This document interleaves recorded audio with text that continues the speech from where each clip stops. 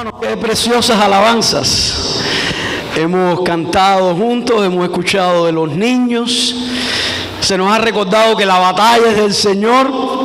Vaya, casi que no hay que predicar ya hoy en este culto. Cuántas verdades preciosas que nos recuerdan de la grandeza de nuestro Dios.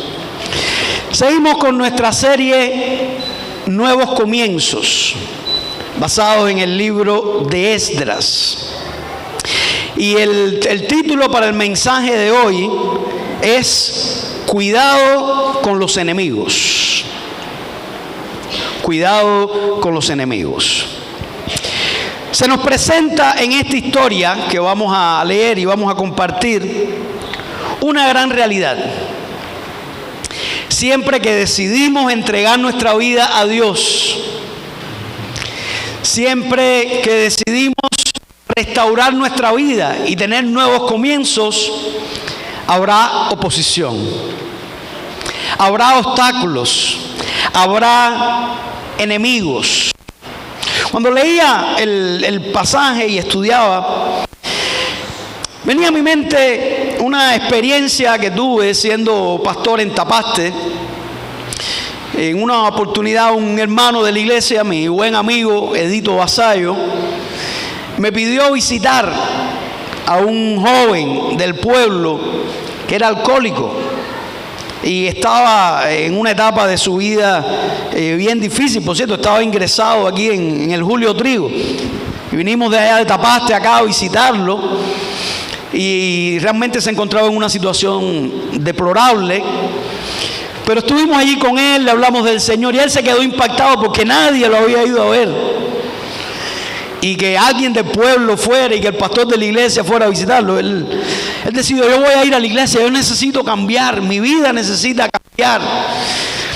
Y ciertamente cuando salió del hospital empezó a ir a la iglesia. Hermanos de la iglesia lo ayudaron, la iglesia, y empezó a recuperarse. Era un joven alto, fuerte, bien parecido, empezó a trabajar, todo iba marchando bien. Pero en el camino siempre había personas del pueblo que le decían: ah, mira, está yendo a la iglesia, y se reían de él. Y otros cuando lo veían pasar le decían: oye, dime, le decían el gallego, ¿cuándo rompes?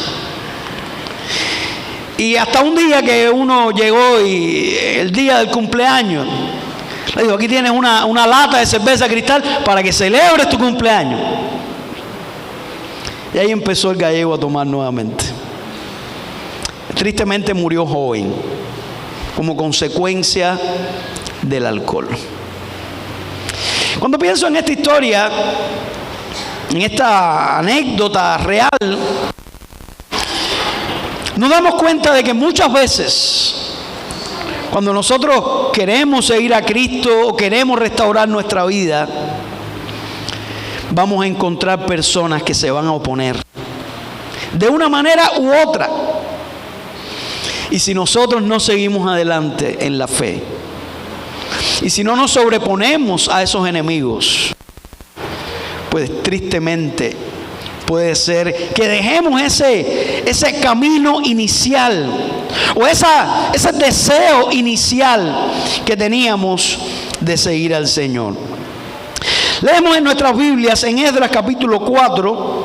Vamos a leer primeramente los versículos del 1 al 5 y después del 23 al 24. Dice la palabra del Señor: oyendo los enemigos de Judá y de Benjamín que los venidos de la cautividad edificaban el templo de Jehová, Dios de Israel, vinieron a Zorobabel y a los jefes de casas paternas y les dijeron: edificaremos con vosotros, porque como vosotros buscamos a vuestro Dios, y a él ofrecimos sacrificio desde los días de Esarhadón, rey de Asiria, que nos hizo venir aquí.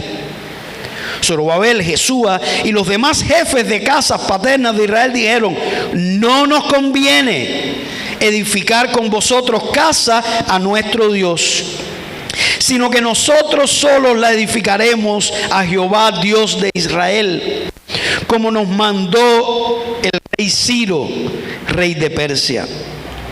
Pero el pueblo de la tierra intimidó al pueblo de Judá y lo atemorizó para que no edificara.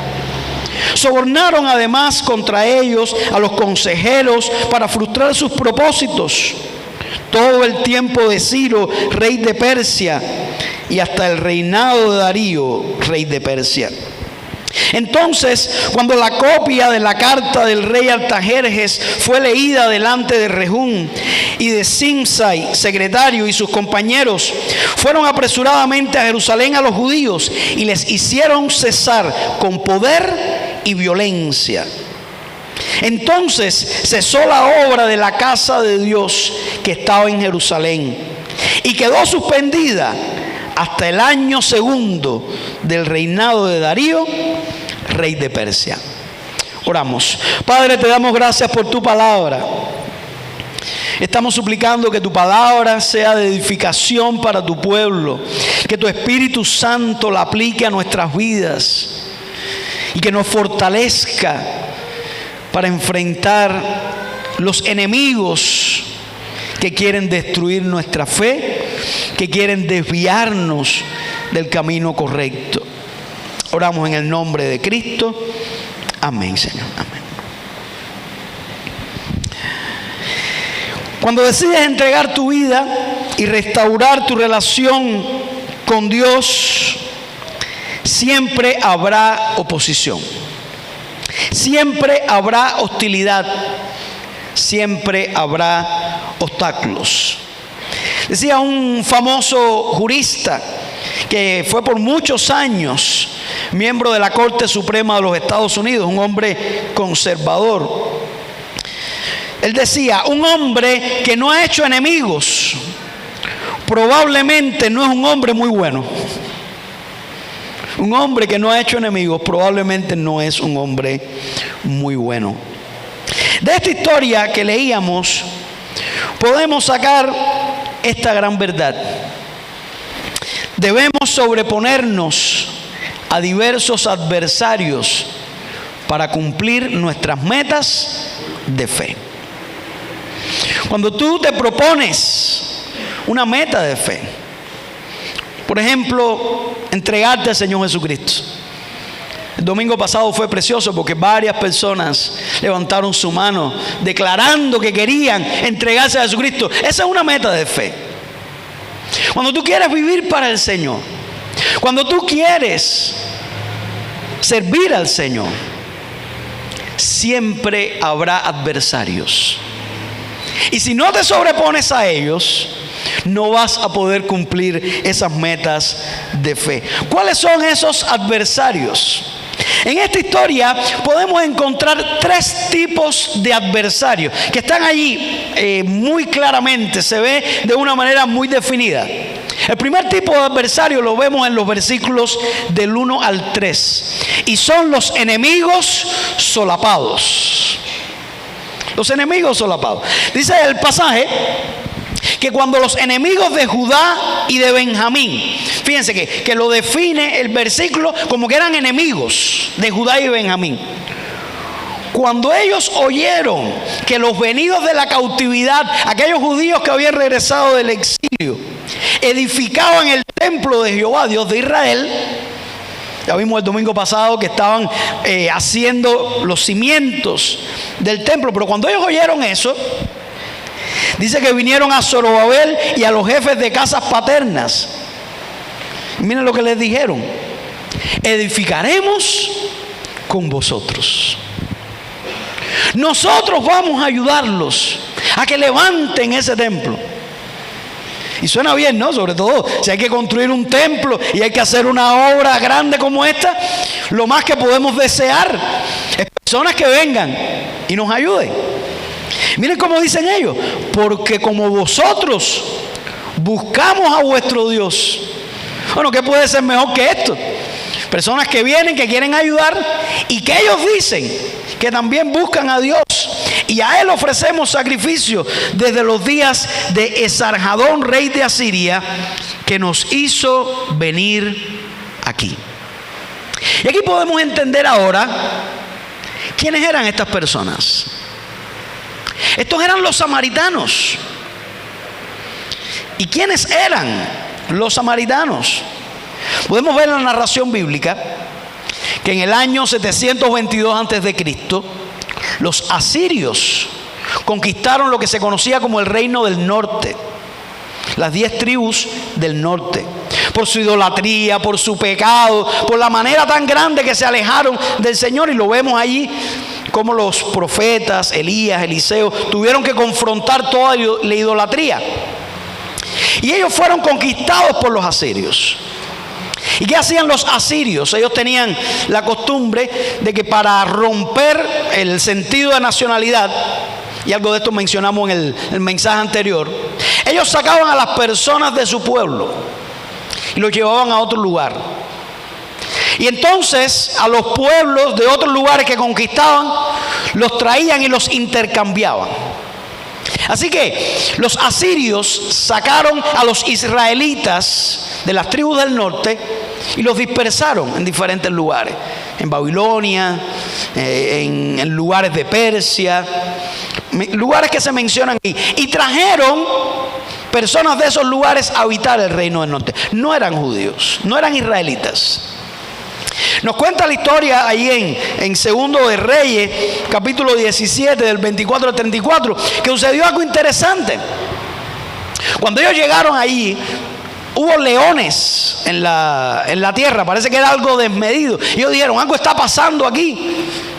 Parece que el Dios de esta tierra como que está molesto. Y mandaron a buscar un sacerdote para que les hablaran y les enseñaran algo acerca del Dios de Israel.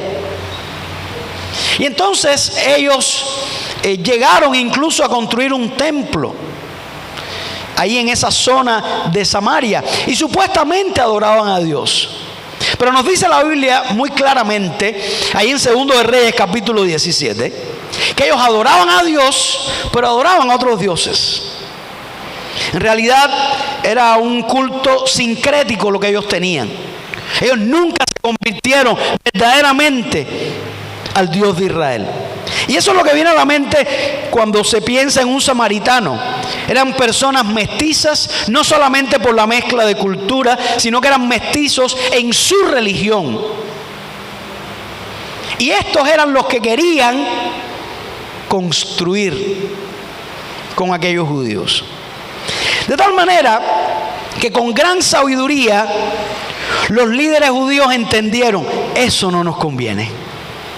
Y esa fue la respuesta. Miren cómo dice el versículo 3. Zorobabel, Jesúa y los demás jefes de casas paternas de Israel dijeron, no nos conviene edificar con vosotros casa a nuestro Dios, sino que nosotros solos edificaremos a Jehová, Dios de Israel, como nos mandó el rey Ciro, rey de Persia. No nos conviene.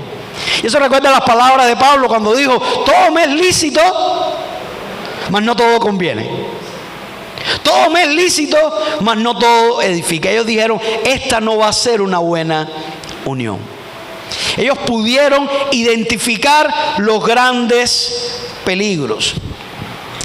Y también cuando leí esta historia y pensaba en cómo algunas veces las personas se pueden presentar como alguien que quiere edificar con nosotros, que quiere hacer la obra junto a nosotros.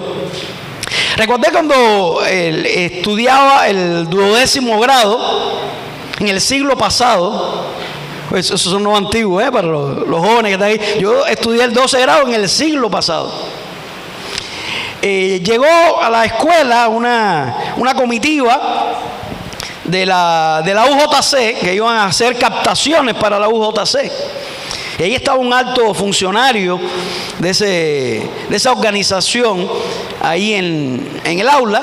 Entonces dijeron, bueno, ¿a quiénes proponen? Y se le ocurrió a una muchacha del aula proponerme a mí de primero allí, para que yo fuera de la UJC. Bueno, ante mi negativa, el hombre me preguntó, ¿y por qué? ¿Qué razón usted tiene para no querer ser de la Unión de Jóvenes Comunistas? Yo le dije, no, es que yo tengo creencia religiosa. Y yo pensé que eso iba a resolver el problema, ¿no? Porque era una realidad, y hasta hacía poco, si una persona tenía creencia religiosa, no podía ser comunista, porque filosóficamente son dos ideologías irreconciliables. Pero para mi sorpresa, me dice aquel hombre. Eso no es ningún problema. Ustedes no quieren ayudar al prójimo. Sí, nosotros también. Así que podemos, no hay ningún problema. Y en ese momento tuve que dar una respuesta como la que dijeron Bueno, está bien, los dos tenemos el mismo propósito, pero yo voy a seguir edificando mi templo solo. O más bien con los hermanos de la iglesia. Al final vamos a terminar en el mismo camino, quizás, pero voy a hacerlo con los hermanos de la iglesia. Hay enemigos solapados que pueden ser incluso cristianos o personas que se llaman cristianos.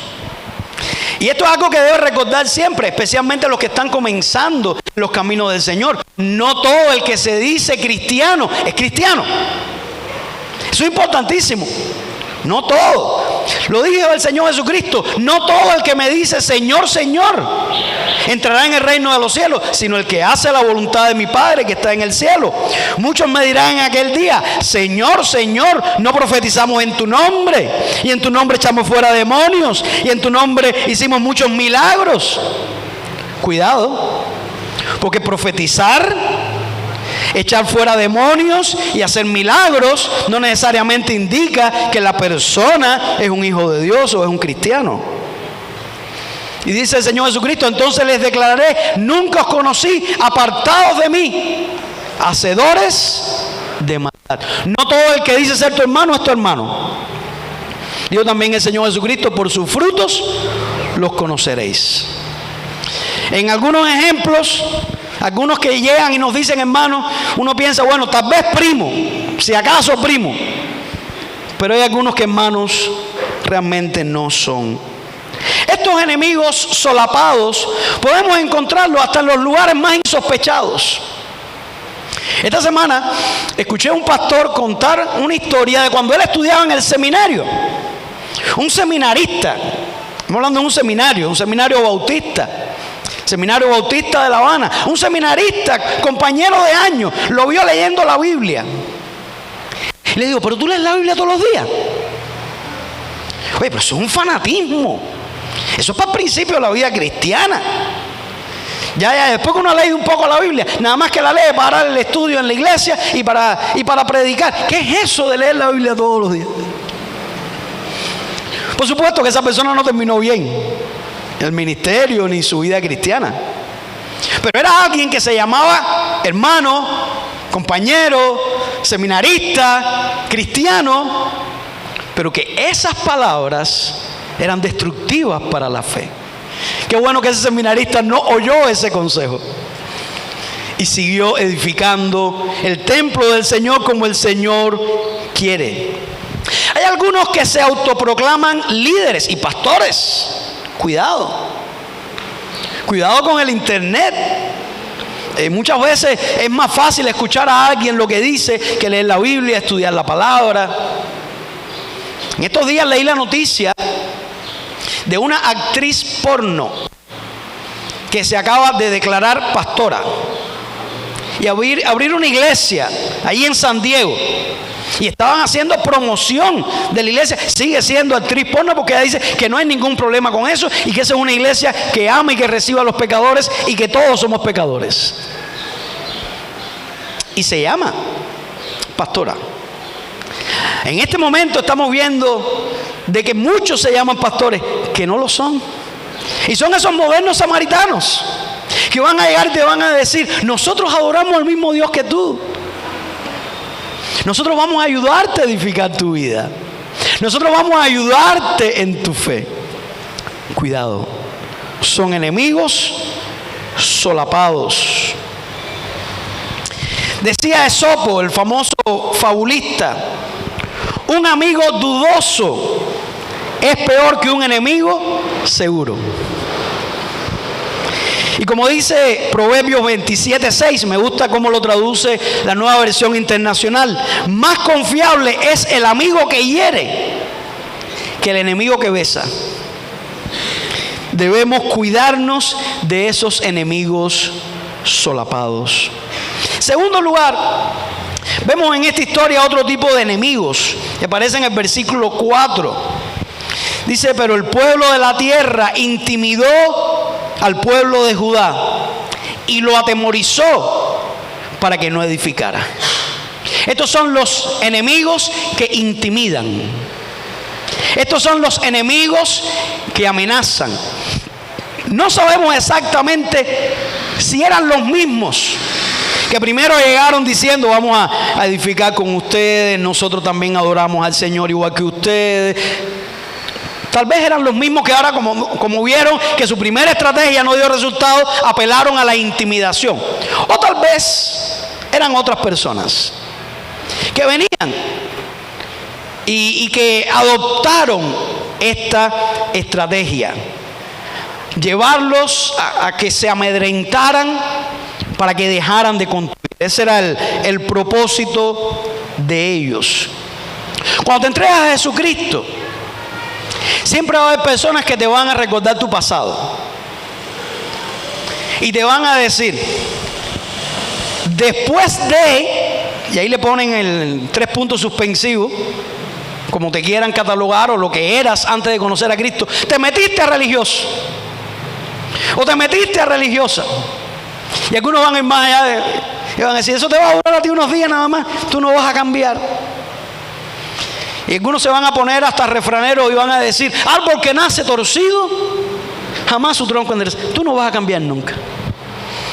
Cuando contaba la historia del gallego, lo triste es que muchas personas le dijeron eso.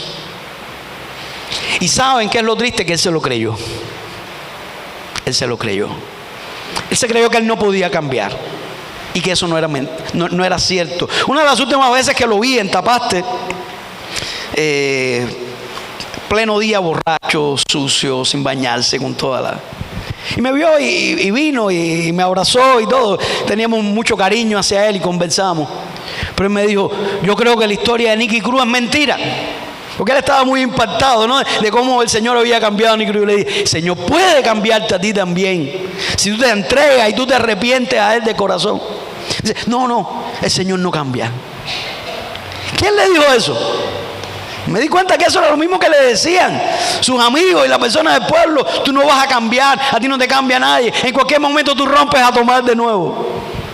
¿A quién le crees? Al final la persona se queda preguntando: ¿será verdad que yo no puedo cambiar? Porque prefiere escuchar a los enemigos que te amenazan y que intimidan antes que la voz del Señor. Hay otros que querrán convencerte que la fe cristiana no será buena para ti. Incluso pueden ser personas que te quieren. Un tío mío que yo quiero muchísimo, yo sé que él me quiere también mucho, pero cuando yo comencé en los caminos del Señor, él siempre me decía: estás perdiendo tu juventud. Deja la bobería esa de la iglesia. La vida lo que hay es que disfrutarla. Tú tienes que tomar, andar con mujeres y vivir la vida. Estás perdiendo tu juventud, estás perdiendo tu vida. Y uno se lo cree, ¿no? ¿Acaso yo estaré perdiendo mi juventud? ¿Acaso será verdad que si yo estoy en los caminos del Señor, en mi vida me va a ir mal y voy a perder la posibilidad de disfrutar? Ellos son enemigos solapados.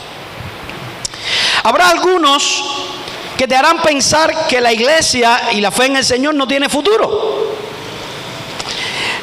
Hace poco mi amigo el pastor Adiel Morfa escribió un post que a mí me gustó mucho. Y él contaba de que cuando él era adolescente, él era hijo de pastor. Imagínense, para allá por los años 70, por los años 80, estaba allí y que había una maestra que le decía en la escuela: la iglesia en Cuba va a desaparecer. Los templos lo van a utilizar para almacenes de papa. Esa fue la profecía de la maestra, ¿no? Y el pastor Adiel escribió: hoy la iglesia en Cuba está más fuerte que nunca. Y de lo otro, ni papa.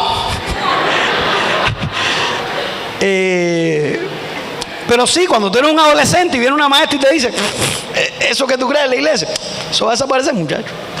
Mira cómo se han ido la gente de la iglesia. Mira cómo te está acabando. Tú estás metido en algo, estás perdiendo tu tiempo. Esa es una empresa fracasada. Es una manera de intimidación y de llevarte a pensar: ¿y será que yo voy a estar en algo que al final va a ser un fracaso. Cuando estaba haciendo las pruebas de ingreso, o más bien las pruebas de aptitud con P para psicología, una de las preguntas en la planillita era: ¿usted practica alguna religión? No, te ponen eso ahí, una prueba de actitud, a ver si puedes o no. Recuerdo cuando salí, había una muchachita que le dijo a otra: ¿y tú pusiste que ibas a la iglesia? Parece que la muchachita le dijo que sí. Dice: ¡ay, eso no lo podías poner! No iban a la iglesia, pero imagínense ustedes, pues, porque estaban atemorizados. Si yo pongo eso, no puedo estudiar psicología. Esa es otra manera en que tú puedes negar tu fe. También recuerdo cuando estaba en el servicio militar, el primer día, llega el jefe de pelotón con una libretica en la mano y pregunta: ¿quiénes son los religiosos aquí? Tú ves la libretica en la mano, tú no sabes si te van a fusilar, qué van a hacer ahí con... Entonces uno no sabe si levanta la mano. Bueno, para mi sorpresa, mi feliz sorpresa, vio de un grupo grande, nunca había tenido esa experiencia, dentro del pelotón, que también levantaron la mano ahí con tremenda disposición. Bueno, ya eso le da un poquito más de valor a uno, ¿no? Bueno, no es a mí solo que me van a fusilar. Tú ves que te miran atravesado y vienen: ¿cuál es su nombre? Te anotan en la libretica. ¿No sabes qué van a hacer con la libretica esa? Por cierto, que había uno del pelotón que dice: yo soy Abacuá. Y le dice al jefe del pelotón: no, esa religión no nos interesa. Esa no. Parece que los peligrosos éramos los cristianos. Los Abacuá con un arma en la mano no eran peligrosos, no era ningún problema ahí en la unidad. Los cristianos éramos los peligrosos. Es una manera de intimidación. ¿Qué vas a hacer? Hay enemigos de la fe que buscarán disímiles maneras de intimidarte, de atemorizarte. Como hemos visto en estos ejemplos, en el pasaje no se nos dice qué tipo de intimidación utilizaron o qué tipo de amenaza, no lo dice la historia, hubiera sido interesante. Pero estamos poniendo algunos ejemplos de la vida real, de la vida práctica, de nuestro contexto, haciéndote creer que tú no puedes cambiar, haciéndote creer que estás perdiendo tu tiempo, tu vida, tu juventud, que el cristianismo es una religión fracasada, que tu fe en el Señor te va a privar de algunas oportunidades o que va a tener malas consecuencias. Cuídate de los enemigos que te intimidan y que buscan atemorizarte, porque si no te sobrepones a ellos, vas a fracasar en tu experiencia cristiana, en tu experiencia de fe. En tercer lugar, el tercer tipo de enemigos son los enemigos que actúan hostilmente. O sea, ya no es solamente el que se presenta como tu amigo o el que te amenaza y te intimida, sino aquel que ejecuta acciones. Vemos en el versículo 5 que dice: sobornaron además contra ellos a los consejeros para frustrar sus propósitos todo el tiempo de Ciro, rey de Persia, y hasta el reinado de Darío, rey de Persia. Aquí hay como un resumen, ¿no?, de lo que va a narrar posteriormente, cómo aquellos enemigos de los judíos, aquellos que se habían propuesto de que ellos no construyeran el templo, fueron sobornando a consejeros. Hay un tráfico de influencia. Empezaron a darle dinero a las personas para que emitieran leyes en contra de los judíos. Y vemos que escribieron cartas. En el versículo 6 habla de una carta que le escribieron a Asuero, que era el emperador persa en ese tiempo, medo-persa. Después en el versículo 7 en adelante le escriben a un sucesor de Asuero, que fue Artajerjes. Y empiezan a hablar de que la ciudad de Jerusalén era rebelde, que era mala, que si les permitían construir los muros y reedificar la ciudad, se iban a quedar sin los tributos, la ciudad se iba a rebelar, iban a perder toda la región. Y ante estas intrigas, Artajerjes prohibió que los judíos continuaran construyendo. Eso fue una acción, una ley. No pueden seguir construyendo. Miren lo que dice el versículo 23. Entonces, cuando la copia de la carta del rey Artajerjes fue leída delante de Rehum y de Simsa y secretario y sus compañeros, fueron apresuradamente a Jerusalén a los judíos y les hicieron cesar con poder y violencia. Cuando aquellos enemigos tuvieron en la mano la carta que les prohibía, la carta del emperador Artajerjes que les prohibía seguir construyendo, dice que vinieron y los detuvieron con poder y violencia. Acciones hostiles que llegaron incluso a la violencia, posiblemente violencia física. Hay diferentes maneras en que los enemigos de la fe, en que aquellos que no quieren que tú construyas tu vida con el Señor, que tú cumplas tus metas de fe, van a emplear. Algunas veces pueden ser personas cercanas a ti. En la graduación que tuvimos del seminario este viernes, predicó un pastor puertorriqueño y él contaba que cuando él se convirtió, su padre lo llamó y le dijo: ya no eres más mi hijo. Es una acción hostil. Tu propio padre te diga: no eres más mi hijo. Si tú crees en Dios, si tú eres cristiano, ya no eres. Y eso es fuerte. Cuando era pastor en Pinar del Río, conocí a un joven muy fiel, muy buen misionero, que antes de conocer a Cristo había sido rockero, tenía una vida perdida, se entregó al Señor y sus padres los botaron de la casa. Literalmente. Tuvo que ir a vivir a la casa de una hermana anciana de la iglesia. Eso es en nuestro tiempo, en nuestro contexto. Acciones hostiles. Algunas veces las acciones hostiles van a la humillación. Recuerdo también cuando estaba en el preuniversitario, un profesor de marxismo, incitado por un compañero mío de clase, que vino y en medio del pasillo del edificio docente intentó ridiculizarme por mi fe y intentó humillarme por el hecho de que yo era cristiano. Hasta que un profesor lo llamó al privado, mi buen amigo el profesor Lugo, profesor de historia, lo llamó y le dijo: ese muchacho es un caballero, no te lo permito.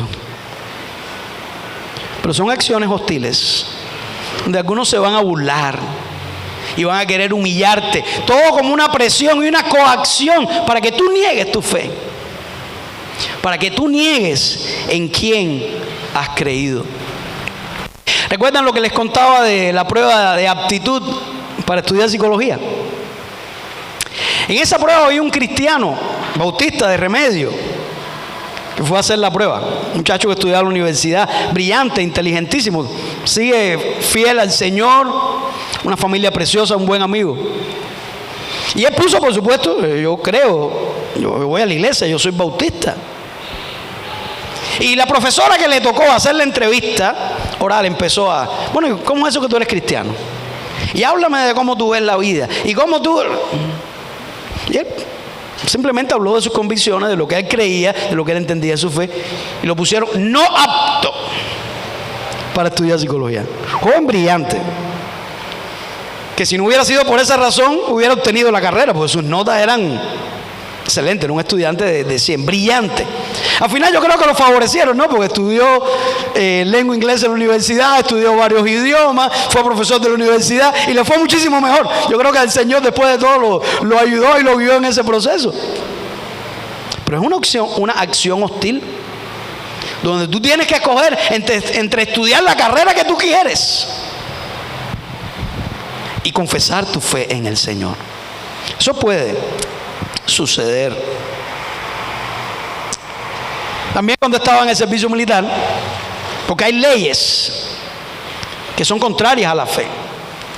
Cuando estaba en el servicio militar nos decía el político que nadie podía tener una Biblia. Era un objeto peligroso también la Biblia. No se podía tener la Biblia. Dice, solamente la Biblia se puede leer en la biblioteca. Yo digo, oye, qué bueno, me salvé, no hay ningún problema, voy a la biblioteca a leer la Biblia. El único problema es que en la biblioteca no había Biblia.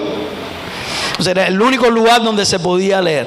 Y entonces ahí el cristiano tiene que escoger, no, sencillamente porque a alguien se le ocurrió que no puede leer la Biblia, se le ocurrió ponerse a leer. Entonces tú dices, no, voy a dejar de leer la Biblia, voy a dejar de leer la palabra de Dios. Pero es claro que los cristianos estamos llamados a ser respetuosos de las leyes y de las autoridades. Pero hay momentos en que tenemos que decir como Pedro, es necesario obedecer a Dios antes que a los hombres. Y somos llamados a ser los mejores ciudadanos, correctos, vivir de una manera adecuada, pero nunca estamos llamados a obedecer una ley que va en contra de nuestra fe y de nuestros principios. Y va a haber momentos donde vamos a tener que enfrentar circunstancias como esa. En la historia del cristianismo abundan ejemplos de personas que han padecido por su fe. De una manera que tal vez yo en lo personal no he padecido nunca. Hay personas que por su fe han tenido que ir a la prisión, por su fe solamente. Hay personas que por su fe han sido torturados. Hay personas que por su fe le han quitado la vida. La historia del cristianismo está llena de ejemplos como eso. Pero qué bueno que nosotros podamos decidir ser fieles al Señor y sobreponernos aún a esos enemigos que son hostiles y que van a hacer todo lo posible por matar y destruir tu fe. La vida cristiana no es color de rosas, no es valle sin montañas, no es mar sereno, no es silbo apacible todo el tiempo. En la vida cristiana hay obstáculos, hay camino cuesta arriba, hay tormentas, hay terremotos, hay ataques. Hay enemigos de todo tipo. Como vimos en este mensaje, hay enemigos solapados, hay enemigos que intimidan y hay enemigos que acometen acciones hostiles. Pero eso se puede resumir en una categoría, este tipo de enemigos. Eso es lo que la Biblia le llama el mundo. Pero déjenme decirle que hay otras dos grandes categorías de enemigos en la vida cristiana. Está el diablo y sus huestes espirituales de maldad, que también quieren destruir tu fe, que también quieren apartarte del camino de la salvación. Y en tercer lugar está posiblemente el peor de todos, y es la carne. Es esa naturaleza pecaminosa que está dentro de nosotros, esa tendencia al mal. Algunos tienen temor de ser cristianos porque no se atreven a enfrentar estos enemigos. Es verdad que cuando uno escucha esto, yo sé que algunos a lo mejor tal vez está pensando, yo no sabía que había tantos problemas en la vida cristiana. A lo mejor alguno está diciendo, no, ya yo saco y me voy porque, ¿qué va? Esto está muy difícil, yo no pensaba que la cosa iba a ser así. Pero yo quiero decirte algo. Esos enemigos atacan al cristiano y al no cristiano. Por supuesto que cuando tú estás haciendo lo que quiere el enemigo, simplemente te deja, pues ya de todas formas tú estás en el camino de la destrucción, tú estás en el camino de la muerte, y entonces te parece que no hay hostilidad, pero simplemente estás haciendo lo que quiere el enemigo. El enemigo siempre busca destruirte. La única diferencia es que el cristiano, el que confía en Jesucristo, tiene la victoria garantizada, porque Cristo es quien garantiza nuestra victoria y podemos confiar en Él. Realmente los adversarios son fieros, pero no tenemos por qué amedrentarnos. Mayor es el que está en nosotros que el que está en el mundo. Y si Dios es por nosotros, ¿quién contra nosotros? Decía el famoso Winston Churchill, hablando tal vez en otra esfera, pero que podemos aplicar a la vida cristiana: nunca cedas ante el poder aparentemente abrumador del enemigo. Habrá momentos en que el poder del enemigo parece que te sobrepasa, te supera. Nunca cedas, porque el que está con nosotros es mayor. Cristo garantiza nuestra victoria. Si confiamos en el Señor, podemos tener victoria sobre estos grandes antagonistas. Lamentablemente, hay algo en esta historia que no es feliz. Miren lo que dice el versículo 24. Entonces cesó la obra de la casa de Dios que estaba en Jerusalén y quedó suspendida hasta el año segundo del reinado de Darío, rey de Persia. ¿Saben cuánto tiempo estuvo detenida la obra de la construcción del templo? 16 años. Los judíos dejaron de construir. Del momento en que se detiene hasta el segundo año de Darío pasaron 16 años. Y llegó incluso el momento en que los judíos ya como que no tenían ni deseo de construir el templo. Se fueron enfriando. Se olvidaron de la decisión que habían tomado. Empezaron a construir sus casas. Y nos dice ahí el pasaje capítulo 5 versículo 1 que se levantaron dos profetas, Ageo y Zacarías, confrontaron al pueblo. ¿Qué están haciendo ustedes? Ustedes han dejado de construir la casa del Señor. Ustedes están pensando solamente en construir sus casas. Levántense, que el Señor les va a dar la victoria. Y efectivamente lo hicieron. Cuando fueron confrontados por los profetas, con la palabra del Señor, y empezaron a construir. Y por supuesto que los enemigos se volvieron a levantar y amenazar, y enviaron cartas al emperador. Pero el Señor sacó a la luz, tocó el corazón de Artajerjes. Se vio que tenían la autorización de Ciro y les permitió seguir adelante. Pero tristemente en un momento de la historia ellos se amilanaron. No tengas temor. Sigue adelante. Confía en el Señor, no pierdas la fe. Para cumplir nuestras metas de fe, recuerda esa verdad, debemos sobreponernos a enemigos diversos. Dice primera de Juan 5:4b, y esta es la victoria que ha vencido al mundo, nuestra fe. Esa es la victoria que puede vencer a todos esos enemigos. Así que fe y adelante. Como dice el antiguo himno, si es fuerte el enemigo, Jesús es sin igual. El enemigo podrá ser fuerte, pero Jesús es sin igual. Si no tienes al Señor Jesucristo en tu vida, ciertamente habrá batallas si decides creer en Él. Pero tendrás contigo aquel que te podrá dar la fuerza para vencer todas y cada una de las batallas. No tengas temor de entregar tu vida a Jesucristo. No te dejes intimidar, no te dejes impresionar, no te dejes coaccionar. Si estás en el camino de la fe y te encuentras con alguno de estos obstáculos, confía en el Señor. Confía en la victoria que solamente viene de Él. Hoy vamos a celebrar la Santa Cena. Y la Santa Cena también es un recordatorio de que hay grandes enemigos en la vida cristiana. Pero al final hay victoria. La vida cristiana puede encontrar obstáculos. Si nosotros pensamos en que Jesucristo, nuestro Señor, fue llevado a la cruz, ¿qué podemos esperar nosotros? Pero también la cena nos recuerda que al final hay una resurrección. Y que lo peor que te puede pasar, lo peor que te puede hacer el mundo, es quitarte tu vida. Pero como dijo Cristo, no temas a los que matan el cuerpo, pero el alma no pueden destruir. Antes bien temed a aquel que puede destruir el alma y el cuerpo en el infierno.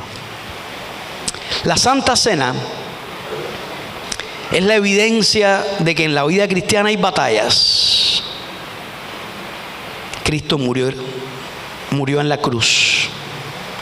Pero también es la evidencia de que en la vida cristiana hay victoria. Y podemos estar confiados.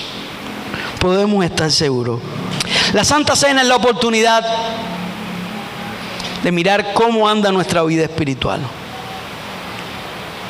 Tal vez esos enemigos han logrado apagar un poco tu fe.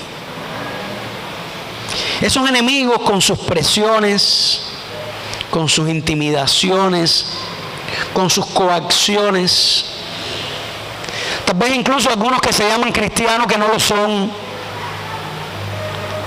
han hecho que tu fe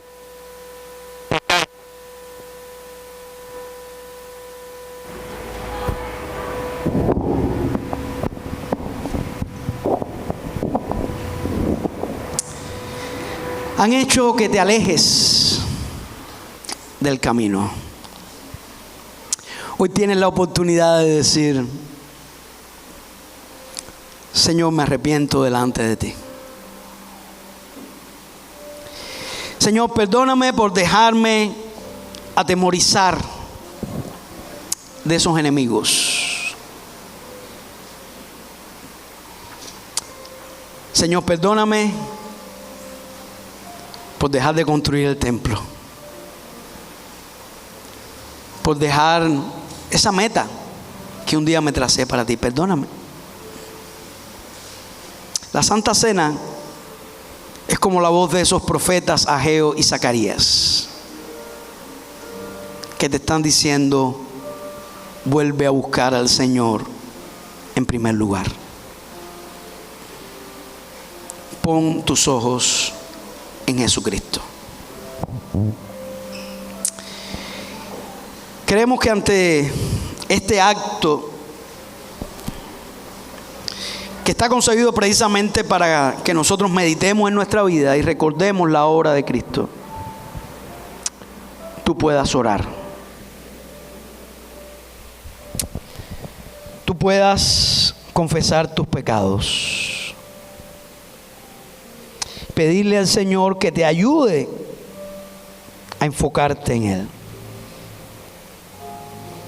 A enfocarte en su sacrificio, en su amor por ti, y que te ayude a recordar su victoria. Si hay algo que tienes que confesar ante estos elementos que representan simbólicamente el cuerpo y la sangre del Señor, entregados por ti, es la oportunidad de que ores y confieses tus pecados delante de Dios. Oramos.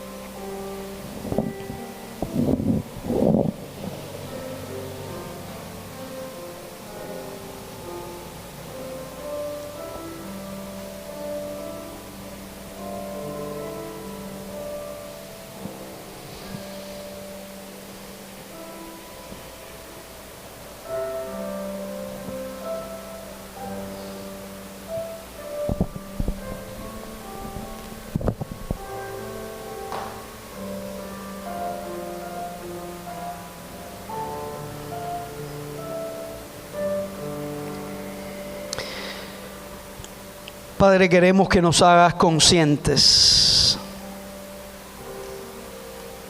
de la importancia del sacrificio de Cristo. Que no tomemos esta cena, esta santa cena, indignamente, sino que podamos discernir el precio de nuestra salvación. Ayúdanos a tener convicción de pecado ante aquellas cosas que estamos haciendo, pensando, diciendo, ante aquellas actitudes, ante aquellas cosas buenas que hemos dejado de hacer. Que podamos ser conscientes y arrepentirnos. Bendice a tu iglesia. Bendice a esta congregación. Padre, ¿cuántos enemigos quieren destruir nuestra fe? Líbranos, Señor, de amedrentarnos, atemorizarnos, dejarnos intimidar. Que podamos poner los ojos en Cristo y seguir adelante. confiando en tu victoria, confiando en tu salvación.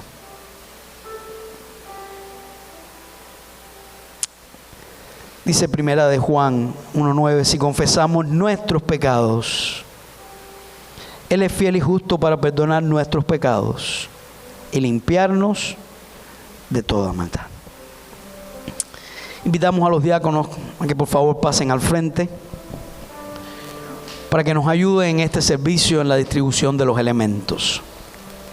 ¿Quiénes pueden participar de este pan y de este vino? La cena es un acto que está concebido para la iglesia, para aquellos que ya han dado testimonio de su fe por medio del bautismo. Tal vez si usted ha creído en Jesucristo pero aún no se ha bautizado, puede recordar el sacrificio del Señor, aunque aún no puede tomar el vino y el pan. Pero si usted piensa en el sacrificio de Cristo, se arrepiente de sus pecados, se compromete más, estará participando espiritualmente. Nuestro deseo es que un día usted tome la decisión importante de bautizarse, de entregarse completamente al Señor, para que participe de este acto completamente. Si hay entre nosotros alguien que pertenece a una iglesia evangélica con nuestras mismas doctrinas, que crean en Jesucristo como el único Señor y Salvador, que crean en la palabra de Dios, usted también puede participar de estos elementos. Pero qué bueno que pueda hacerlo en una actitud de arrepentimiento. Si hay algo en su vida que usted sabe que anda mal y usted no quiere arrepentirse, eso es muy serio. No debe tomar la cena. Pero el no tomar la cena no resuelve el problema. Lo único que resuelve el problema es arrepentirse de corazón.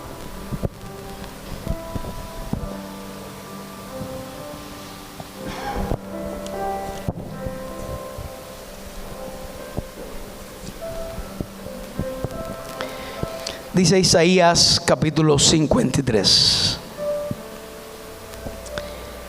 ¿Quién ha creído a nuestro anuncio? ¿Y sobre quién se ha manifestado el brazo de Jehová? Subirá cual renuevo delante de él, y como raíz de tierra seca. No hay parecer en él, ni hermosura. Le veremos, mas sin atractivo para que le deseemos. Despreciado y desechado entre los hombres, varón de dolores, experimentado en quebranto. Y como que escondimos de él el rostro, fue menospreciado y no lo estimamos. Ciertamente llevó él nuestras enfermedades y sufrió nuestros dolores. Y nosotros le tuvimos por azotado, por herido de Dios y abatido. Mas él herido fue por nuestras rebeliones, molido por nuestros pecados. El castigo de nuestra paz fue sobre él, y por su llaga fuimos nosotros curados. Todos nosotros nos descarriamos como ovejas, cada cual se apartó por su camino, mas Jehová cargó en él el pecado de todos nosotros.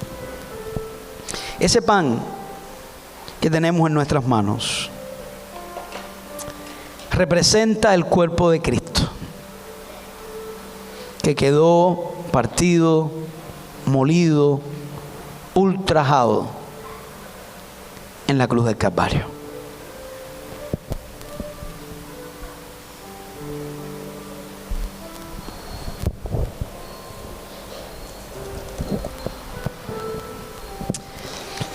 Dice Primera de Pedro capítulo 1. Sino como aquel que os llamó es santo, sed también vosotros santos en toda vuestra manera de vivir. Porque escrito está: sed santos porque yo soy santo. Y si invocáis por Padre aquel que sin acepción de personas juzga según la obra de cada uno, conducíos en temor todo el tiempo de vuestra peregrinación, sabiendo que fuisteis rescatados de vuestra vana manera de vivir, la cual recibisteis de vuestros padres, no con cosas corruptibles como oro o plata, sino con la sangre preciosa de Cristo, como de un cordero sin mancha y sin contaminación. No podemos olvidar que fuimos rescatados. Fuimos rescatados del mundo, del pecado, del infierno, de la potestad del enemigo. Y fuimos rescatados con la sangre preciosa de Jesucristo. Por tanto, debemos ser santos, como Él es santo. Les invito a orar.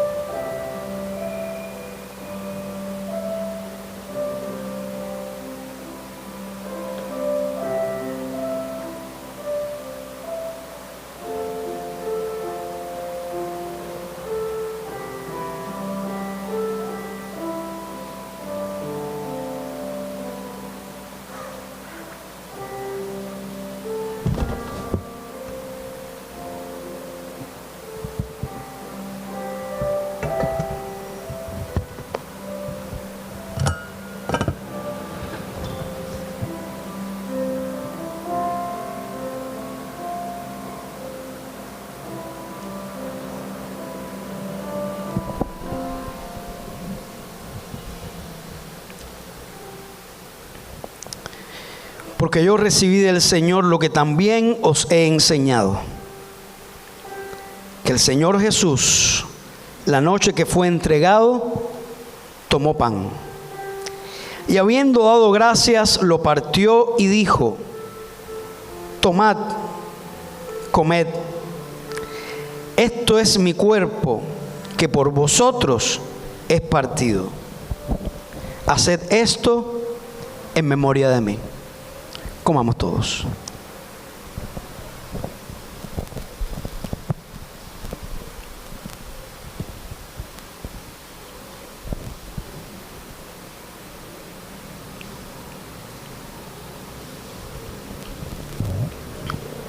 Nuestro hermano Daniel da gracias por el significado del pan. Padre, gracias infinitas por tu misericordia, por tu cuidado, por tu protección.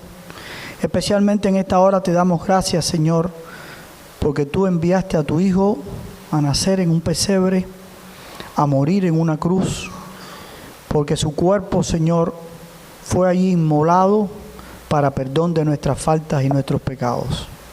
Gracias, Señor, por el sacrificio unigénito de tu Hijo, que es suficiente hasta hoy y por siempre. Gracias porque creemos en un Cristo resucitado.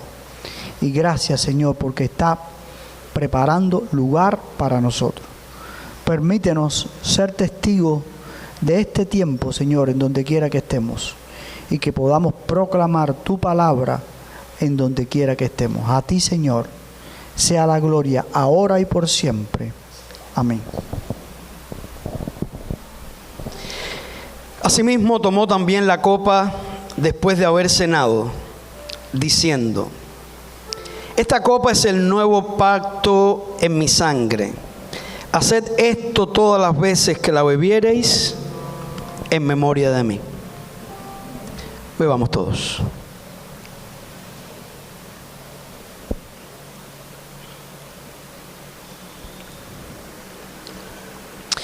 Nuestro hermano Ricardo da gracias por el significado del vino. Padre, te damos gracias por este tiempo. Gracias porque por medio de la cena estamos anunciando a este mundo, Señor, que un día tú vienes a buscar a tu iglesia, Señor. Gracias por las promesas que tú has puesto en tu palabra, Señor, para cada uno de nosotros.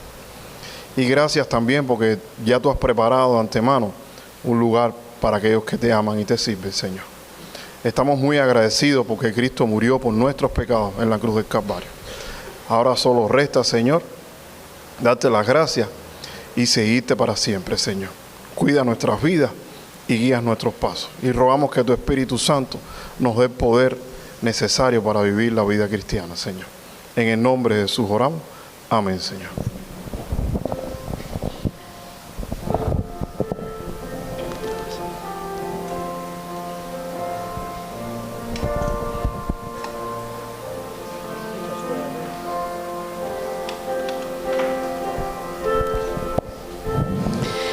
Así pues, todas las veces que comiereis este pan y bebiereis esta copa, la muerte del Señor anunciáis hasta que Él venga. La Santa Cena tiene un significado pasado. Nos recuerda lo que Cristo hizo para salvarnos, su muerte en la cruz y su resurrección.